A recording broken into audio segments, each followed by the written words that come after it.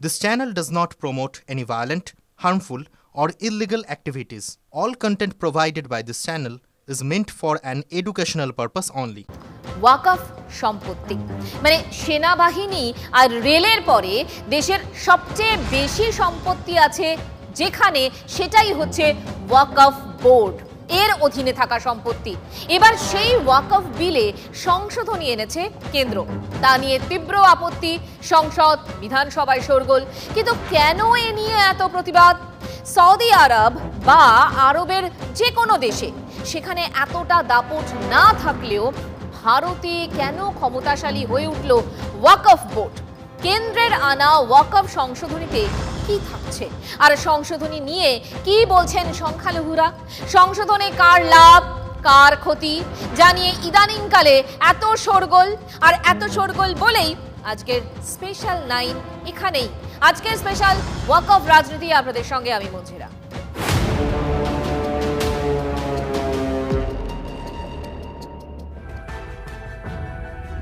ওয়াকফ সংশোধনী বিল পাশ করাতে দৃঢ় প্রতিজ্ঞ বিজেপি। প্রবল বাধা দিতে তৈরি বিরোধীরা, যে শিবিরে রয়েছে তৃণমূল কংগ্রেস। এমনকি পশ্চিমবঙ্গ বিধানসভার অধিবেশনে ওয়াকফ সংশোধনী বিলের নিন্দা প্রস্তাবও আনতে চলেছে সরকার। ফলে পারদ চড়ছে। কি এই ওয়াকফ আইন? ইসলামী আইন অনুযায়ী দাতব্য ও ধর্মীয় সম্পত্তি হল ওয়াকফ। স্বাধীন ভারতে 1954 সালে প্রথম ওয়াকফ আইন আসে। 1995 সালে বর্তমান ওয়াকফ আইন নিয়ে আসা হয়। 2013 সংশোধনীতে ওয়াকফ বোর্ডের ক্ষমতা বাড়ানো হয়। কোনটি ওয়াকফ সম্পত্তি সিদ্ধান্ত নিতে পারে শুধু ওয়াকফ বোর্ড। ওয়াকফ বোর্ডের স্বঘোষিত যে কোনো সম্পত্তি ওয়াকফ হয়ে যায়। ওয়াকফ ঘোষণার পর সম্পত্তির চরিত্র বদল বা হাত বদল সম্ভব নয়। ফলে বহু সম্পত্তি নিয়ে বিস্তর টানাপোড়েন রয়েছে। দ্বারকার দুটি দ্বীপকে ওয়াকফ ঘোষণা করে দেওয়া হয়েছে। বেঙ্গালুরুর ঈদগাহ মাঠকে, সুরাতের পুরসভা ভবনকে ওয়াকফ সম্পত্তি ঘোষণা করা হয়েছে। বেঙ্গালুরুর 5 তারা হোটেলকেও ওয়াকফ সম্পত্তি চিহ্নিত করা হয়েছে। তামিলনাড়ুতে হিন্দুদের তিরুচেন্দুরাই গ্রামকে ওয়াকফ ঘোষণা করা হয়। রেল ও সেনাবাহিনীর পর সবচেয়ে বেশি সম্পত্তি ওয়াকফ বোর্ডের হাতে। 8,70,000 ওয়াকফ সম্পত্তি, পরিমাণ 9,40,000 একর। 1,20,000 কোটি টাকার সম্পত্তি বিভিন্ন ওয়াকফ বোর্ডের হাতে। এই ধরনের টানাপোড়েন এড়াতেই চাইছে এনডিএ সরকার। নতুন আইনে প্রস্তাব দেওয়া হয়েছে, সেন্ট্রাল ওয়াকফ কাউন্সিলে কেন্দ্রীয় মন্ত্রী ও 3 সাংসদ থাকবেন। কেন্দ্রীয় কাউন্সিলে 2 অবসরপ্রাপ্ত বিচারপতিও থাকবেন। ওয়াকফ কাউন্সিল ও বোর্ডে অমুসলিমদেরও রাখতে হবে। কোনো সম্পত্তি ওয়াকফ কিনা তা স্থির করবেন জেলা শাসক। এই বদলে আপত্তি বহু বিরোধী দলের। 2022-এর কথা, একটা আজব ঘটনা ঘটে তামিলনাড়ুতে। তিরুচিরাপল্লীর বছর 70-এর এক বৃদ্ধ মেয়ের বিয়ের জন্য 1 একর জমি বিক্রি করতে গিয়ে চমকে ওঠেন। রেজিস্ট্রি অফিসে গিয়ে দেখেন যে তার জমির মালিক নাকি তামিলনাড়ু ওয়াকফ বোর্ড। শুধু ওই বৃদ্ধ নন, তার গ্রামের বাকিরাও পরে জানতে পারেন যে তাদের জমি, মানে জমি তাদের 14 পুরুষের বাস, সেই জমির মালিক তারা নাকি নন। এমনকি গ্রামের কয়েক শতকের পুরনো মন্দিরও নাকি ওয়াকফের জমিতে। তামিলনাড়ুর ঘটনা বিচ্ছিন্ন কিছু নয়, দেশের এমন অনেক গ্রাম শহরে এ ধরনের ঘটনা ঘটছে। বর্তমানে ওয়াকফ আইনের ধারা 40 অনুযায়ী যে কোনো সম্পত্তিকে ওয়াকফ হিসেবে ঘোষণার অধিকার ওয়াকফ বোর্ডের হাতেই। ফলে ওয়াকফ বোর্ডের বিরুদ্ধে বারবার বহু গরিব মুসলিমের সম্পত্তি, অন্য ধর্মাবলম্বীদের ব্যক্তির সম্পত্তি অধিগ্রহণের অভিযোগ উঠেছে। 1995 সালে আইনে হাত পড়েনি কখনো। এবার সেই পুরনো ওয়াকফ আইনের সংশোধনী এনেছে কেন্দ্র, আর তাতেই ঝড়। বিরোধীদের তুমুল আপত্তি ছিলই। তার মধ্যে গত 8 অগস্ট মানে 8ই অগস্ট লোকসভায় ওয়াকফ সংশোধনী বিল পেশ করেন কিরেন রিজিজু। কেন্দ্রীয় সংখ্যালঘু উন্নয়ন মন্ত্রীর পেশ করা সংশোধনী বিলটি অসাংবিধানিক বলে অভিযোগ করে বিরোধীরা। কিছুদিন আগে ওয়াকফ বিল নিয়ে যৌথ সংসদীয় কমিটির বৈঠকেও তুমুল গন্ডগোল হয়। কাচের বোতল ভেঙে জখম হন তৃণমূল সাংসদ কল্যাণ বন্দ্যোপাধ্যায়।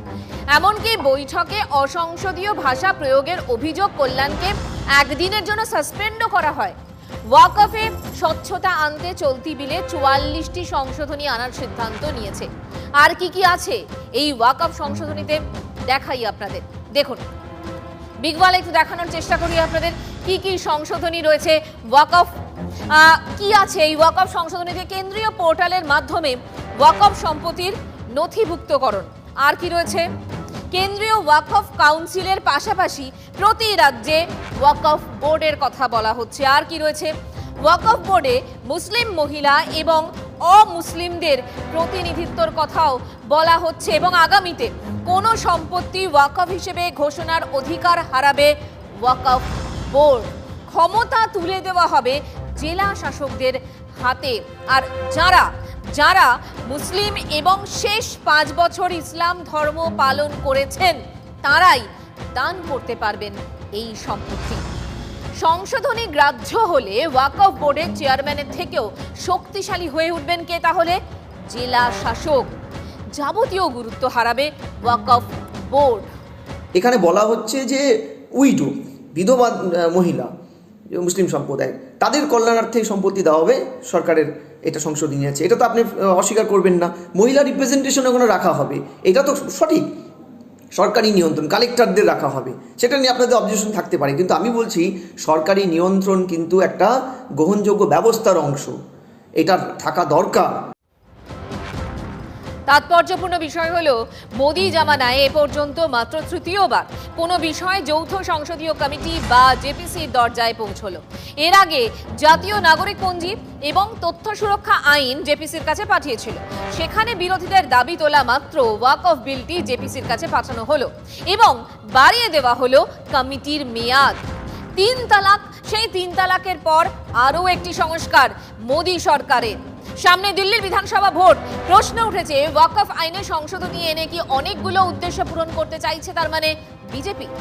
বিরোধীদের দাবি মেনে শেষ পর্যন্ত ওয়াকফ সংক্রান্ত যৌথ সংসদীয় কমিটির মেয়াদ বৃদ্ধি করতে রাজি হলো সরকার। কিন্তু প্রশ্ন হলো, এত সহজে বিরোধীদের দাবি সরকার কেন মেনে নিল? বিজেপির ঘোষণাপত্র, বিজেপির ইলেকটোরাল ম্যানিফেস্টোতে বারবার এই ওয়াকফ সম্পর্কে সংশোধনী আনার বিষয়ে প্রতিশ্রুতি দেওয়া হয়েছে। ফলত বিজেপির এক্ষেত্রে নিজের ইলেকটোরেট অর্থাৎ নিজের যে ভোট ব্যাংক তাদের কাছেও দায়বদ্ধতা আছে। কিন্তু সূত্র মারফত খবর আসছে মুসলিম ভোট ব্যাংককেও বরাবর টার্গেট করছে বিজেপি। সেই কারণেই 2024-এর লোকসভা নির্বাচনের আগে পসমান্দা মুসলিমের কথা বারবার করে বলেছিলেন স্বয়ং প্রধানমন্ত্রী নরেন্দ্র মোদী। সামনে রয়েছে দিল্লির ভোট। দিল্লির অভ্যন্তরে এই ওয়াকফের ইস্যু অত্যন্ত বড় ইস্যু এবং দিল্লির বিস্তীর্ণ এলাকায় মুসলিম ভোট ব্যাংক বরাবরই নির্ণায়ক ভূমিকা নেয়। ফলত একেবারে বাজেট সেশনের শেষ পর্যন্ত এই যৌথ সংসদীয় কমিটির মেয়াদ বৃদ্ধি করে আদতে কি দিল্লি নির্বাচনের আগে যাতে বৃহত্তর বিতর্কের আঁচ কোনোভাবে ভোট ব্যাংকে না পড়ে তাই নিশ্চিত করতে চাইল বিজেপি। এই প্রশ্নই বারবার ধরে রাজনৈতিক মহলে ঘুরপাক খাচ্ছে। কোনো ব্যক্তি যিনি ইসলাম ধর্মে বিশ্বাসী তিনি চাইলে তার কোনো সম্পত্তি আল্লাহর নামে উৎসর্গ করতে পারেন। সেই সম্পত্তিকেই বলা হয় ওয়াকফ সম্পত্তি। মনে করা হয় যে ওয়াকফ সম্পত্তির মালিক আসলে আল্লাহ ছাড়া আর কেউ হতে পারেন না, তাই সেই সম্পত্তি বিক্রি বা হস্তান্তর করা যায় না, এমনকি লিজেও দেওয়া যায় না। ওই সম্পত্তি সামাজিক কাজে অর্থাৎ শিক্ষা বা উন্নয়ন সংক্রান্ত কাজে বা ধর্মীয় কাজে ব্যবহার করা যায়। ব্রিটিশ আমলে তৈরি হয়েছিল এই ওয়াকফ বোর্ড। এই বোর্ডই ওয়াকফ সম্পত্তির নিয়ন্ত্রক। আর রাজ্য বা কেন্দ্র সরকার ওয়াকফ সম্পত্তির ওপর কারো কোনো নিয়ন্ত্রণ নেই। এবার সেই ওয়াকফ আইনে সংশোধন আনতে চেয়ে বিল এনেছে কেন্দ্র। এবার দেখে নেব দেশ ও বাংলায় কি পরিমাণ ওয়াকফ সম্পত্তি আছে, তার কারণ এতগুলো আলোচনা তো সে কারণেই। দেখুন, দেখাই আপনাদের। বাংলায় যদি আমরা ধরি, দেশের মধ্যে 8,70,000 একর জমি এবং সেক্ষেত্রে বাংলায় 80,480, মানে দেশে এখনো পর্যন্ত দ্বিতীয় ওয়াকফ সম্পত্তি রয়েছে এই বাংলাতে। এরপর বাংলায় 3,082টি ওয়াকফ সম্পত্তি জবরদখলের খবরও আমরা তথ্য কেটে পেয়েছি। এরপর অর্থাৎ তাহলে ভাবুন যে এক্ষেত্রে মানে এটা আমরা কোথা থেকে পেয়েছি? জুলাই 2019-এর লোকসভায় জানান তৎকালীন কেন্দ্রীয় মন্ত্রী, সেই তথ্য থেকে আপনাদের সামনে তুলে ধরলাম। ভারতে মুসলিমরা কেমন আছেন জানতে তৈরি হয়েছিল রাজ্যের সাচার কমিটি। 2006 সালের সেই রিপোর্টে উঠে এসেছিল বেশ কিছু গুরুত্বপূর্ণ তথ্য, যেমন উন্নয়নের নানান সূচকে দেশে মুসলিমরা পিছিয়ে যে আছেন রিপোর্টের সেই তথ্য উঠে আসে। আর এ রাজ্যে সেখানে সংখ্যালঘুদের পিছিয়ে পড়ার তথ্য চমকে দেওয়ার মতো ছিল। সাচার রিপোর্টে মুসলমানদের নানান সামাজিক অর্থনৈতিক বঞ্চনার তথ্য তুলে ধরা হয়েছিল। কি ছিল তাতে সেটাও একবার আপনাদের মনে করাই, কোথায় কতটুকু সুযোগ ছিল দেখুন। দেখাই আপনাদের, বাংলায় সরকারি উচ্চ পদে মুসলমানদের অংশগ্রহণ ছিল 4.7%, অন্তত সাচার কমিটির রিপোর্ট সে কথাই বলছে। মোট সরকারি চাকরিতে মুসলমানদের অংশগ্রহণ ছিল 2.1%। এরপর প্রাথমিক শিক্ষার সুযোগ পায় মুসলিম যে শিশুরা, সেই পরিমাণটাও হচ্ছে 50%। তাদের মধ্যে মাধ্যমিকের গণ্ডি পার হয়েছে 12%। সাচার কমিটির রিপোর্ট অন্তত তাই বলছে। কমিটি বলেছিল যে 12,000 কোটি টাকা যেটা রাজস্ব আদায় হওয়ার কথা ভারতবর্ষে এই সম্পত্তি থেকে, যেটা দুস্থ মুসলিমদের জন্য বা মুসলিম জনগোষ্ঠীর জন্য ব্যবহার করার কথা ছিল, সেটা রাজস্ব আদায় হচ্ছে অনেক কম, 200 কোটি টাকা মাত্র। পশ্চিমবঙ্গে সবচাইতে বেশি পরিমাণে ওয়াকফ সম্পত্তি কিন্তু বেদখল হয়েছে, এবং অবশ্যই বিগত সরকার এবং আজকের যে তৃণমূল সরকার তাদের হাত ধরে এগুলো উদ্ধার করার কোনো প্রচেষ্টা কোনো সরকার কোনোদিন করেনি। যে বিধানসভায় বিল পাস করছে সেই বিধানসভাটা সব ওয়াকফ সম্পত্তি। বিধানসভার তরফ থেকে ওয়াকফ বোর্ডকে ভাড়া দেওয়া হয় 100 টাকা। আপনি নিজের রাজ্যে ওয়াকফ নিয়ে কী করেছেন, ওয়াকফ সম্পত্তি কতটা লুট হয়েছে আপনার আমলে, তার তথ্য আমরা জানতে চাই। বাংলা মানুষ জানতে চাইছে কত ওয়াকফ সম্পত্তি আপনার আমলে এই বাংলায় লুট হয়েছে। আর 1,48,234টা ওয়াকফ সম্পত্তির তালিকা জেলাব্যাপী, প্রত্যেকটা জেলায় হিসাবে আপনাকে জানাতে হবে মানুষকে। ওয়াকফ সংশোধনী বিলের বিরোধিতায় তৃণমূল আবার বিরোধী পরিসরে রয়েছে। শনিবার তার পথে নামছে তারা এই ইস্যুতে। বিধানসভায় আনা হয়েছে প্রস্তাব, সোম এবং মঙ্গলবার এই নিয়ে আলোচনা। সংখ্যালঘু উন্নয়নের খতিয়ান তুলে ধরে বৃহস্পতিবার বিধানসভা অধিবেশনে মুখ্যমন্ত্রী কি বলেছিলেন শোনাই একবার আপনাদের, দেখাই আপনাদের। ওয়াকফ বিলের বিরোধিতায় আমরা লিড করছি। এই বিল একটি ধর্মের বিরুদ্ধে। এই বিলে সাম্যের অধিকার কেড়ে নেওয়া হয়েছে। সুপ্রিম কোর্ট একটা রায় দিয়েছে যে বুলডোজার দিয়ে কারো সম্পত্তি ভাঙা যাবে না। ওনারা যে ভোট ব্যাংকের উদ্দেশ্য নিয়ে রাজনীতি করতে চাইছেন তার উত্তর দেব। এই ধরনের উদ্দেশ্য নিয়ে প্রস্তাব আনা এবং তার উপরে ভোট ব্যাংকের রাজনীতি করে বক্তব্য রাখা, এটার উদ্দেশ্য কেবলমাত্র আগামী বিধানসভা নির্বাচনে 100% মুসলিম ভোটকে সুনিশ্চিত করা। শুধুমাত্র তৃণমূল কংগ্রেস বা বিজেপি নয়, ময়দানে আইএসএফও আছে। আইএসএফের অভিযোগ, গেরুয়া শিবির দীর্ঘ সময় ধরেই দেশের গুরুত্বপূর্ণ স্থানে ওয়াকফ সম্পত্তি দখল করার জন্য উঠে পড়ে লেগেছে, আর সেই কারণেই তড়িঘড়ি পাশ করাতে চাইছে এই সংশোধনী বিল। আর তৃণমূল নেতাদের একাংশের বিরুদ্ধে ওয়াকফের সম্পত্তির দখলের অভিযোগও করেছে আইএসএফ। চলে ওয়াকফ বিলটা নিয়ে এসে ওদের দুটো লক্ষ্য, একটা হচ্ছে যে মেনুকরণের রাজনীতি করতে চায় ওরা, আরও শক্তিশালী করবে, মেনুকরণ আরও করবে। আর দ্বিতীয় হচ্ছে যেটা ওরা করতে চাইছে সেটা হচ্ছে এই যে ভ্যালুয়েবল প্রপার্টিগুলোকে সেটা বকলমে লুটে নেবে। হাওড়া জেলার বিধায়ক কলকাতা ওয়াকফ সম্পত্তি লুটেছে, নদিয়া জেলার বিধায়ক হেভি অংশ ওয়াকফ সম্পত্তি লুট করে রেখে দিয়েছে। তো এগুলো তারা লুট করেছে। তো এর আবার কোন মুখ নিয়ে ওয়াকফ উদ্ধারের কথা বলবে, ওয়াকফ বাঁচানোর কথা বলবে? মুসলিম সংগঠনগুলোর অভিযোগ, ওয়াকফ বোর্ডের বিতর্কিত জায়গাগুলো যেহেতু বিভিন্ন শহরের কেন্দ্রস্থলে অবস্থিত, তাই সেসব সম্পত্তি দখল করার উদ্দেশ্যেই ওই বিল এনেছে কেন্দ্র। এবার ওয়াকফ আইন সংশোধনী নিয়ে চড়ছে রাজ্য রাজনীতির পারদও। কেন্দ্রের ওয়াকফ সংশোধনী বিলের বিরোধিতায় সুর চড়াচ্ছে তৃণমূল কংগ্রেস। ইতিমধ্যেই বিধানসভায় অবস্থান স্পষ্ট করে দিয়েছে তারা পাশাপাশি এবার প্রকাশ্য সমাবেশ করে আম জনতার কাছেও ওয়াকফ নিয়ে অবস্থান স্পষ্ট করবে তৃণমূল কংগ্রেস। শনিবার রানী রাসমণি রোডে সমাবেশের মধ্যে দিয়ে হবে।